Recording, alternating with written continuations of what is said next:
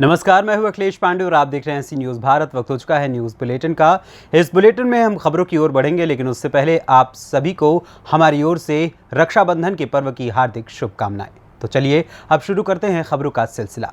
इस बुलेटिन में हम बात करेंगे हरदोई की, जहां लगभग 2 करोड़ की धनराशि से नगर के बाबा कुशीनाथ मंदिर का किया जाएगा कायाकल्प। आगे बात होगी मोतिहारी की, जहां सदर एसडीओ एवं सुगौली के बीडीओ ने बाढ़ प्रभावित क्षेत्र का लिया जायजा। साथ ही चर्चा करेंगे मुरादाबाद की, जहां देशराज एडवोकेट ने पुलिस को शिकायती पत्र देकर सपा महासचिव स्वामी प्रसाद मौर्य के खिलाफ एफआईआर दर्ज करने की मांग की। और भी तमाम खबरों पर आइए विस्तार से करते हैं चर्चा। खबर फतेहपुर से है, जहां करबला में पैगंबर मोहम्मद साहब के नवासे इमाम हुसैन ने दहशत और अन्याय को खत्म करने के लिए और उसके विरोध में लोगों को एकजुट करने के लिए अपने प्राणों का जो बलिदान दिया, आज सारी दुनिया उसे याद करके करबला की शहादत पर 2 महीने 8 दिनों तक इमाम हुसैन का गम मनाती है। इसी क्रम में चमनगंज मंझनपुर में ताबूत उठा और रात भर शब्बेदारी हुई। देश विदेश में कलाम पेश करने वाले मशहूर शायर गौहर सुल्तानपुरी ने अपने बेहतरीन कलाम पेश किए। गौहर सुल्तानपुरी के कलाम सुनने के लिए हजारों की संख्या में लोग मौजूद रहे। इस मौके पर जिला बनारस, कानपुर, जौनपुर, बांदा, सुल्तानपुर की अंजुमनों ने भी शिरकत की और करबला के शहीदों पर रोशनी डाली। फतेहपुर से सी न्यूज़ संवाददाता शहनशाह आबदी की रिपोर्ट। खबर हरदोई से है, जहां नगर पंचायत कछौना पतसेनी में स्थित बाबा कुशीनगर मंदिर का सौंदर्यीकरण करने हेतु पर्यटन विभाग से सदस्य विधान परिषद अशोक अग्रवाल के अथक प्रयास से शासन द्वारा लगभग 2 करोड़ की धनराशि स्वीकृत होगी। श्रद्धालुओं को बेहतर परिवेश मिलेगा। मंदिर के कायाकल्प से पर्यटन में नई पहचान मिलेगी। हरदोई से सी न्यूज़ संवाददाता आशीष गुप्ता की रिपोर्ट। मोतिहारी के सदर एसडीओ श्रेष्ठ अनुपम और सुगौली के बीडीओ तेज प्रताप त्यागी ने बाढ़ प्रभावित सुगौली के नायका टोला पहुंचकर बाढ़ का जायजा लिया और बाढ़ पीड़ितों की समस्याएं सुन समाधान की दिशा में कार्य करने की बात कही। मौके पर उप मुख्य पार्षद पति विकास शर्मा ने बाढ़ की स्थिति व समस्याओं से उन्हें अवगत कराया। जहां अधिकारियों ने आपस में मंत्रणा की। इसको लेकर एसडीओ ने बीडीओ को आवश्यक दिशा निर्देश भी दिए। आपको बता दें कि सुगौली नगर के कुछ वार्ड के निचले हिस्से में बाढ़ का पानी प्रवेश कर गया है, वहीं कुछ बस्ती बाढ़ की चपेट में आ गई है। हालांकि बाढ़ के जलस्तर में कमी आई है, लेकिन नायका टोला बस्ती चारों तरफ से बाढ़ के पानी से घिरी हुई है, जिससे लोगों की परेशानी बढ़ गई है। वहीं सुगौली के निचले हिस्सों में बाढ़ का पानी फैल गया है, जिससे फसल बर्बाद हो रही है। मोतिहारी से सी न्यूज़ संवाददाता वीरेंद्र कुमार गुप्ता की रिपोर्ट। उत्तर प्रदेश के जनपद मुरादाबाद के थाना सिविल लाइन में देशराज एडवोकेट ने थाना सिविल लाइन पुलिस को शिकायती पत्र देते हुए समाजवादी पार्टी के महासचिव स्वामी प्रसाद मौर्य के खिलाफ एफआईआर की मांग की है। उनका कहना है कि स्वामी प्रसाद मौर्य हिंदू धर्म का अपमान करते हैं और ब्राह्मणों को अपशब्द बोलते हैं। उनके खिलाफ सख्त कार्रवाई की जाए। और उन्होंने बताया कि समाजवादी पार्टी के राष्ट्रीय महासचिव स्वामी प्रसाद मौर्य एक अरसे से लगातार हिंदू धर्म के विरुद्ध गलत प्रचार कर रहे हैं। हिंदू ग्रंथ श्री रामचरितमानस, रामायण और महाभारत आदि के खिलाफ अपशब्दों का इस्तेमाल करते हैं। यही नहीं, उन्होंने ब्राह्मणों के लिए तमाम शब्द कहे। वहीं देशराज शर्मा एडवोकेट ने कहा कि ब्राह्मण होने के नाते मैं स्वामी प्रसाद मौर्य की निंदा करता हूं। देखिए, समाजवादी पार्टी के राष्ट्रीय महासचिव स्वामी प्रसाद मौर्य एक अरसे से लगातार हिंदू धर्म के विरुद्ध अनर्गल प्रचार कर रहे हैं। हिंदू जो धर्म ग्रंथ हैं, चाहे रामचरितमानस हो, रामायण हो या महाभारत हो, उनके विरुद्ध अपशब्दों का इस्तेमाल करते हैं। यही नहीं, उन्होंने ब्राह्मणों के लिए तमाम अपशब्द कहे। मैं Deshraj Sharma advocate being a ब्राह्मण होने के नाते मैं स्वामी प्रसाद मौर्य का निंदा करता हूं। और इसके साथ साथ जो राष्ट्रीय अध्यक्ष हैं अखिलेश यादव जी, उनसे भी ये मांग करता हूं कि जो ऐसा व्यक्ति जो प्रदेश में अमन का खतरा बना हुआ है, जातीय उन्माद फैला रहा है, शांति व्यवस्था को भंग करने की कोशिश कर रहा है, ऐसे व्यक्ति को आपने अपने दल में रखा है, आप उसे निकाल देना चाहिए आपको। अभी माननीय राष्ट्रीय अध्यक्ष समाजवादी पार्टी की जो धर्मपत्नी ही डिम्पल यादव जी, परसों उन्होंने कहा कि हम सनातन धर्म के आदमी हैं, हम हिंदुओं को मानते हैं, और उन्हीं की पार्टी का राष्ट्रीय महासचिव हिंदुओं को अनर्गल तरीके से गाली दे रहा है, धर्म ग्रंथों को गाली दे रहा है। तो मेरा मानना है कि उन्हें समाजवादी पार्टी से उन्हें निकाल देना चाहिए। दूसरी बात मैं कहना चाहता हूँ, भारतीय जनता पार्टी और आरएसएस जो हिंदुओं की ठेकेदार है, तमाम तरीके से उनके अनर्गल प्रचारों को, धर्म ग्रंथों पर जो कटाक्ष कर रहा है, जो गाली दे रहे हैं स्वामी प्रसाद मौर्य, उन्हें साफ सूख गया है, कोई बोलने की हिम्मत नहीं करता। उन्हें भारतीय जनता पार्टी में स्वामी प्रसाद मौर्य की जो लड़की है वो बदायूं से सांसद है। अगर हिम्मत हो स्वामी प्रसाद मौर्य जी को तो उस जिन्हें गाली देते हैं उस पार्टी से अपनी बेटी का इस्तीफा दिलवाएं। उन्हें पता लगा क्यों नहीं दिलवाते इस्तीफा। क्या चाहते हैं आप जो सिविल लाइन थाना है? देखिए, मैं सिविल लाइन थाने में अभी जो यहाँ के प्रभारी निरीक्षक हैं शर्मा जी, वो नहीं थे यहाँ मौके पर। जो है जो क्राइम इंस्पेक्टर हैं मेघराज जी, वो बैठे हैं। हमने उन्हें FIR की कॉपी उन्हें दे दी है। हम उनसे कह रहे हैं कि ये कॉपी हमें रिसीव करके दे दीजिए। आप FIR करें या नहीं करें, ये आपका काम है, आप जाने नहीं जाने। आपको जो साक्ष्य चाहिएंगे हम साक्ष्य जुटा के देंगे।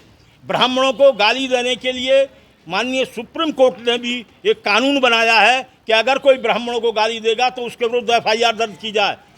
ये FIR भी हमने दे दी है। अभी उन्होंने कहा है कि अभी इंस्पेक्टर साहब आ रहे हैं, आपकी FIR दर्ज होगी, हम उनका रिसीव करके उनसे ले रहे हैं। मुरादाबाद से सी न्यूज़ संवाददाता चांद हुसैन की रिपोर्ट।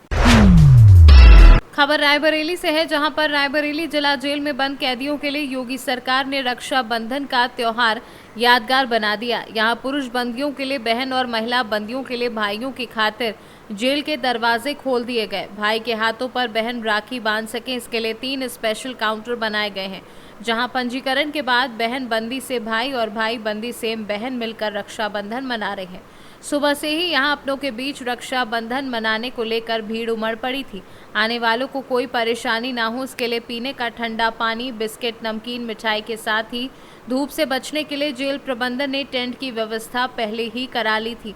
जेलर के मुताबिक कारागार मंत्री के निर्देश का अक्षरशः पालन करते हुए सभी व्यवस्थाएं कराई गई हैं। माननीय राज्य मंत्री कारागार श्री धर्मवीर प्रजापति जी के निर्देश पर कारागार के अंदर बंदियों की उनकी बहनों से रक्षाबंधन की विशेष मुलाकात की व्यवस्था की है। आज विशेष रूप से उनकी बहनों से ही उनकी मुलाकात कराई जा रही है तथा जो महिला बंदी हैं उनकी भाइयों से उनकी मुलाकात कराई जा रही है। आवेदन दाखिल करने हेतु 3 काउंटर बनाए गए हैं ताकि इंतज़ार का समय कम हो सके। साथ ही बाहर बैठने हेतु कुर्सियां तथा स्वच्छ जल आदि की अतिरिक्त व्यवस्था की गई है। अंदर में बैठने के लिए टेंट और मैट लगवाया गया है। साथ में निःशुल्क राखी और मिष्ठान और बाकी रोली वगैरह की व्यवस्था की गई है। रोली, आरती, इन चीज़ों की व्यवस्था की गई है। किसी भी स्तर पर कि महिलाओं को कोई समस्या न हो, इस बात का पूरा ध्यान रखा जा रहा है और इसके लिए हेल्प डेस्क बनाए गए हैं। अब तक लगभग 250 बंदियों से 400 महिलाएं बहनें मिल चुकी हैं। सर, रक्षाबंधन 2 दिन पड़ा हुआ है, तो क्या कल भी लोग रक्षाबंधन किया? सरकारी तौर पर आज मनाया जा रहा है। रायबरेली से सीनू संवाददाता मृदुलेश त्रिपाठी की रिपोर्ट। चंदौसी कोतवाली द्वारा लव जिहाद के मामले में पीड़ित पक्ष के साथ थाने पर पहुंचे भाजपा नेता विशाल चौहान का वायरल वीडियो इन दिनों जनपद भर में चर्चा का विषय बना हुआ है, जिसको लेकर एक वीडियो वायरल हो रहा है, जिसमें भाजपा नेता बोलते नजर आ रहे हैं कि बीते दिनों पीड़ित परिवार के साथ थाने गया था और उस संबंध में पुलिस की जो कार्यवाही थी वह निश्चित रूप से पीड़ित के विरुद्ध थी और आरोपी के पक्ष में थी, जिसका विरोध हमने किया, जिसको मीडिया द्वारा कवरेज किया गया और प्रमुख रूप से चलाया था, जिससे प्रभारी निरीक्षक से पीड़ित के हक की लड़ाई के लिए नोकझोंक होती दिख रही है, जिससे कि सकारात्मक रूप से चलाकर पीड़ित के न्याय दिलाने के उद्देश्य से चलाया गया। लेकिन कुछ समय बाद कुछ लोगों ने उसी खबर की छोटी क्लिप बनाकर नकारात्मक रूप से चला दिया, जिन्होंने सीए के मुद्दे को भी और अन्य राष्ट्रीय हित के मुद्दों में धार्मिक एजेंडा के रूप में खबरें चलाते हुए देखा जाता है। साथ ही उन्होंने कहा कि ऐसे लोगों को मैं नोटिस भेजूंगा। मैं पीड़ित के साथ गया था, किसी क्रिमिनल को छुड़ाने नहीं गया था। पीड़ित के पक्ष में बात की है, उसके साथ गलत हो रहा था, उसकी आवाज़ उठाना गलत नहीं है। TV9 पे एक आपका वीडियो वायरल हो रहा है, उसके संबंध में आप क्या कहना चाहेंगे? देखिए, मैं पीड़ित परिवार के साथ थाने गया था और उस संबंध में थाना पुलिस की जो कार्रवाई थी वो निश्चित रूप से पीड़ित के विरुद्ध थी और आरोपी के पक्ष में थी, जिसका विरोध हमने किया।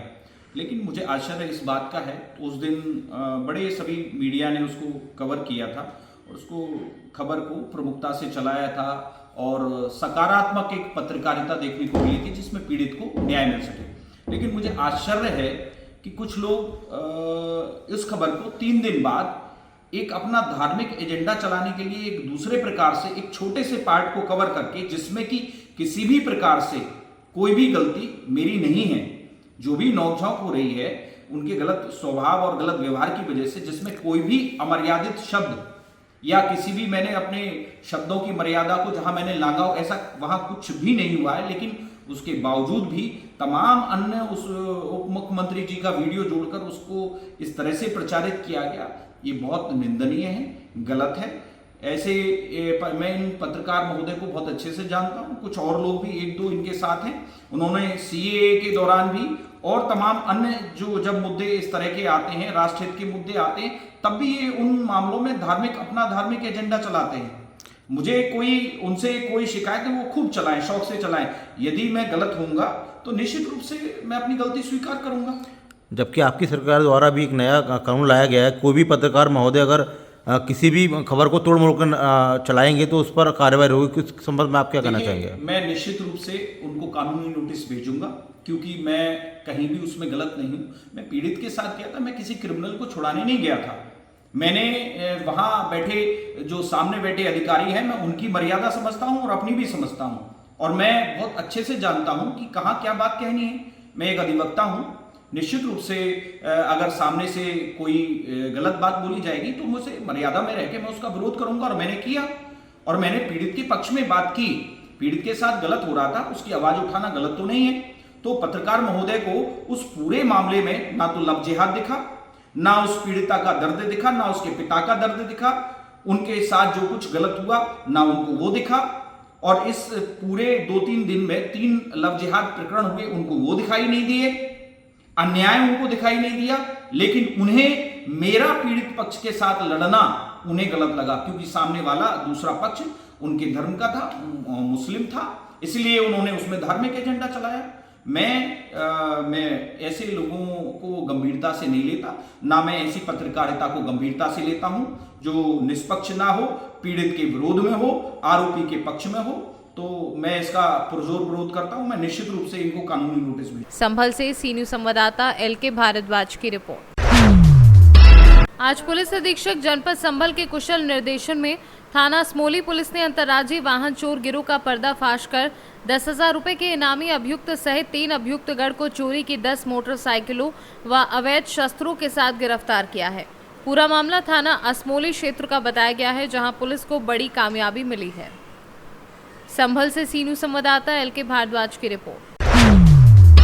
जनपद संभल में पुलिस अधीक्षक संभल कुलदीप सिंह गुनावत के दिशा निर्देश में आज जनपद संभल में रक्षाबंधन के पर्व पर यातायात जागरूकता अभियान के तहत क्षेत्राधिकारी चंदौसी डॉक्टर प्रदीप कुमार सिंह के द्वारा निःशुल्क हेलमेट वितरण कैंप का उद्घाटन कर जन सहयोग से चंदौसी में कैंप लगाकर निःशुल्क हेलमेट वितरण किए गए। यातायात पुलिस द्वारा सभी वाहन चालकों को यातायात नियम का पालन करने हेतु जागरूक किया गया तथा रक्षाबंधन पर्व पर बहनों को निःशुल्क हेलमेट पहनाकर जागरूक किया गया तथा महिलाओं को बताया गया कि जब भी 2 पहिया वाहन पर चलें तो दोनों सवारियों को हेलमेट लगाना अनिवार्य है। संभल से सी न्यूज संवाददाता LK भारद्वाज की रिपोर्ट। सीहोर जिले के तहसील भेरुंदा मनोहर सिंह पेठारी के 8 साल पूरे होने के बाद नगर ने उन्हें विदाई दी व सम्मानित किया। मनोहर सिंह पेठारी को विदाई दी गई है। इसके अच्छे सहयोग के लिए उनको आभार भी व्यक्त किया गया है। शासकीय माध्यमिक विद्यालय गिलहेरी की बात की जाए तो 8 साल बेदाग नगर एवं गिलहेरी की बच्चों की सेवा की आम जनता की। मनोहर सिंह ने बताया कि मेरी आज विदाई के दौरान बच्चों का और सभी ग्रामीणों का सहयोग मिला है और मैं रिटायरमेंट होने के बाद भी बच्चों को देखने के लिए समय समय पर आता रहूंगा। सीहोर से सी न्यूज संवाददाता कन्हैया नाथ की रिपोर्ट।